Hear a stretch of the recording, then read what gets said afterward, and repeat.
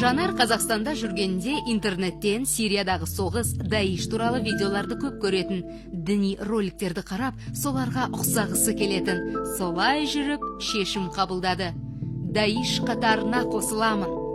Түркияға жетіп, шекара асып, Сирияға өтті. Алеппада, сосын Раккада тұрды.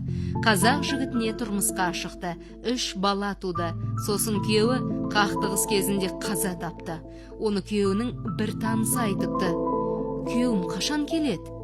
Келмейді. Сенің күйеуің өлді. Жанар одан кейін басқа қалаға көшіп барып, басқа еркекке күйеуге тиді. 8 бала туды. Ол қазір Сирияның тағы басқа бір қаласында тұрып жатыр. Оның Қазақстанға, өзінің отанына қайтқысы келеді.